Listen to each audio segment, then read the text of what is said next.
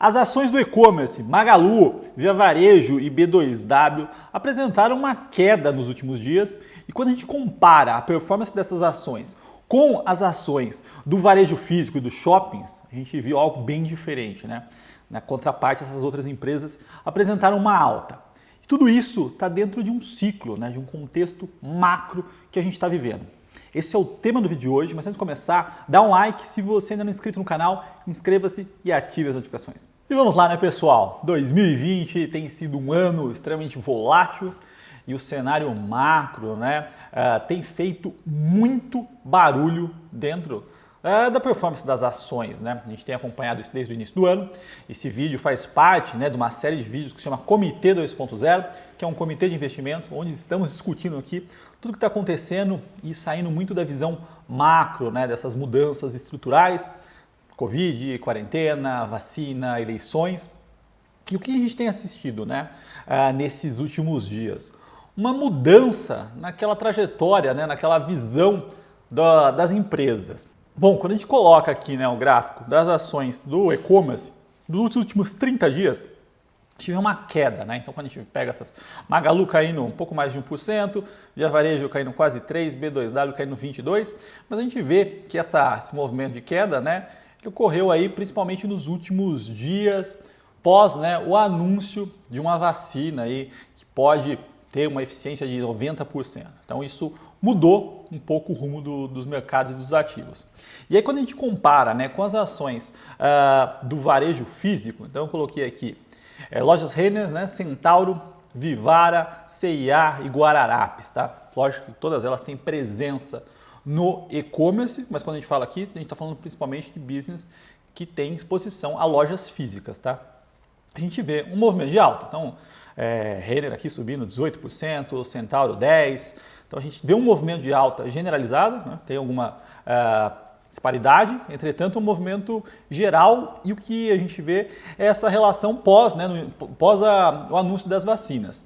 Isso também a gente consegue ver claramente nos shoppings, né? Então aqui BR Malls, Multiplan e Iguatemi, um movimento de forte alta, né? Isso aqui mais claro e mais junto, né? Esse movimento, então um movimento próximo de 15% de alta nos últimos dias. E o que está acontecendo aqui, né? Eu já falei aqui que a gente está vivendo um movimento de rotação de carteira, né, que é chamado de rotation, mas a primeira coisa que a gente tem que entender, o preço de uma ação, né, o valor dela, o que os analistas, gestores estimam, ele é o fluxo de caixa livre, né, trazido ao valor presente, ou seja, o valor de uma ação é no que ela vai ser, né, e não no que ela é, no que as coisas que já estão presentes, né, que já se materializaram, elas estão no preço. O que muda é o futuro. E o que a gente viu recentemente foram grandes mudanças, né, em relação às projeções. Esse é o grande ponto, né? Tudo fechado, agora com vacina os shoppings devem reabrir, né? Lógico que existem algumas incertezas, mas a trajetória, a visão é essa. Bom, um ponto importante para a gente entender é o que aconteceu pós-março, né? E o que a gente via é que as ações de e-commerce, tecnologia, tudo aquilo que tinha uma boa história para contar no curto prazo, subiu muito, né? Foram empresas aí negociadas a múltiplos extremamente altos. Na contraparte, todas as empresas que foram impactadas, né, no curto prazo e não tinham nada de bom para contar, pensa que uma varejista física, né, ou um shopping não tem nada de bom para contar. Um trimestre não vai ser bom, existe uma grande incerteza, na contraparte o e-commerce mostrava um crescimento fortíssimo, né? E o investidor, né, os fundos, os grandes bancos, acabaram alocando muito mais em empresas que tinham uma boa história para contar. Mas qual que é o ponto, né? Com essa virada agora, a gente tem uma vacina. As coisas devem tender, né, à normalidade nos próximos anos, né? E aí o investidor começa a olhar para os ativos que ficaram para trás. E quando a gente olha, por exemplo, os ativos de shoppings, né? A gente viu aqui esses ativos caindo mais de 50%, coisa que não faz muito sentido, né? Pensa que uma empresa, o valor dela é o fluxo de caixa trazido ao valor presente. Ela não destruiu metade do valor dela daqui até para os próximos 30 anos. Teve um impacto de curto prazo, entretanto, eu não vi um impacto gigantesco no médio e no longo prazo. Mas teve um exagero e agora o que acontece? As pessoas começam a fazer essa rotação. Quando a gente começa a olhar para o fundamento, né, principalmente dos shoppings e dos varejistas, é entender que elas tiveram um impacto de curto prazo, sim. Entretanto, médio e longo prazo, não. As pessoas não vão deixar de ir aos shoppings, não vão deixar de ir às lojas, diferentemente de outros setores, como por exemplo, já falei algumas vezes aqui, mas a aviação, o lado comercial de aviação, o lado das pessoas que viajavam por business, isso vai reduzir estruturalmente. As pessoas mudaram os hábitos. Em São Paulo, muita gente adotou o home office como uma forma de trabalhar. Lógico que não é todo mundo que vai ficar em home office, mas uma parcela que não fazia home office vai ficar. E isso mudou um pouco da dinâmica dos escritórios de São Paulo. Então tiveram algumas mudanças na economia, né, no modo de vida das pessoas, que foram estruturais, que vieram para ficar. E elas impactaram, né, o valuation, o valor das empresas mesmo. Outras não, como a circulação de pessoas em shoppings ou em lojas físicas, né? Isso foi afetado pelo curto prazo e não no longo prazo.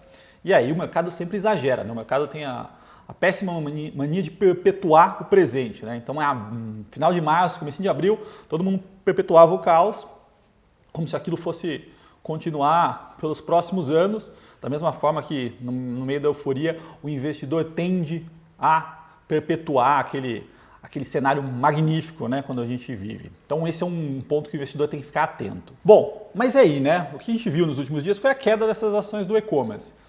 Vai mudar o case dessas empresas? Elas vão ser impactadas? Bom, o que a gente viu foi um crescimento forte das pessoas no e-commerce, um aumento da penetração, né, as pessoas que não estavam presentes no e-commerce aprenderam a usar por força, né? E na minha visão essas pessoas não vão deixar de utilizar o e-commerce. Isso não muda, né? A partir do momento que você usa, você vê facilidades.